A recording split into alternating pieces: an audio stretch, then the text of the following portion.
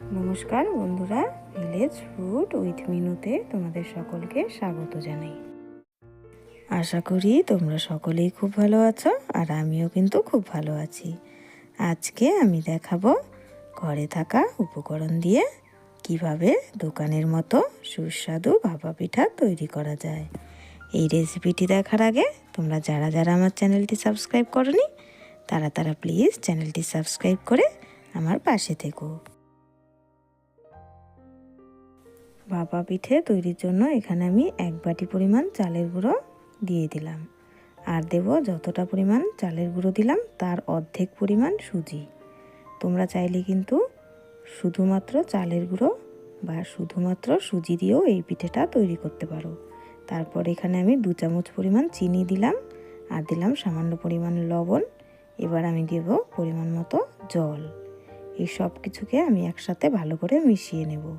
এই ব্যাটারটা কিন্তু বেশি ঘন করা যাবে না, আবার একদম পাতলা হলেও চলবে না, মিডিয়াম রাখতে হবে।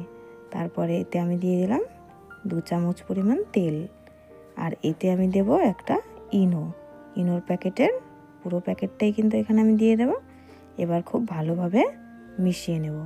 এটা কিন্তু খুব ভালোভাবে মেশাতে হবে। মিশিয়ে তারপর কিন্তু আমি পিঠেটা তৈরি করব।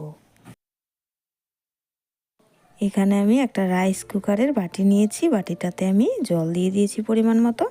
এবার আমি রাইস কুকারের মধ্যে বসিয়ে দেব জলটা গরম হওয়ার জন্য। তোমরা কিন্তু চাইলে কড়াইতেও ভাপা পিঠা তৈরি করতে পারো, বা যদি মোমো বানানোর তোমাদের কাছে কোনো বাসন থাকে সেটাতেও কিন্তু করতে পারো। এবার আমি জলটা গরম হতে দেব। জলটা যখন খুব ভালোভাবে গরম হয়ে যাবে তখনই আমি পিঠেগুলো দিয়ে দেব। এবার দেখো আমি এখানে কিন্তু ছোট ছোট বাটি নিয়েছি, বাটিগুলোতে আমি একটুখানি তেল মেখে নিয়েছিলাম। এবার ব্যাটারটা আমি সবগুলো বাটিতেই কিন্তু অল্প অল্প দিয়ে দেব। অর্ধেক বাটি করে দেব, কারণ পিঠেটা যখন হবে তখন কিন্তু অনেকটাই ফুলে যাবে, তাই জন্য বাটিটা কিন্তু ভর্তি করে দেওয়া যাবে না। অর্ধেক বাটি পরিমাণ ব্যাটার আমি এখানে সবগুলোতেই কিন্তু দিয়ে দেব। তারপর আমি একটু করে গুড় দিয়ে দেব। এটা কিন্তু আমি আখের গুড় ব্যবহার করেছি, তোমরা চাইলে খেজুর গুঁড়ো দিতে পারো। এতে কিন্তু নারকেল কোড়াও দেওয়া যায়। আমার কাছে নারকেল কোড়া ছিল না, তাই আমি দিতে পারিনি। তারপর উপর থেকে আরেকটু পরিমাণ ব্যাটার দিয়ে দেব, আর তারপর আমি কিশমিশ দিয়ে ভালো করে কিন্তু এটাকে সাজিয়ে দেব। এটা দেখতেও ভালো লাগে আর খেতেও কিন্তু বেশ ভালো লাগে। চেরি ফল থাকলে চেরি ফলও কিন্তু এতে দেওয়া যায়। সবগুলো ব্যাটার আমার রেডি হয়ে গেছে। এবার আমি কিন্তু রাইস কুকারের মধ্যে এগুলো বসিয়ে দেব। জলটা কিন্তু গরম হয়ে গেছে। রাইস কুকারে বসিয়ে দিয়ে আমি কিন্তু এটা থেকে কুক হতে দেব। এবার রাইস কুকারের কুক বাটনটা আমি দিয়ে 20 মিনিট পরে দেখে নেব যে পিঠেগুলো কেমন হয়েছে। 20 মিনিট হয়ে গেছে।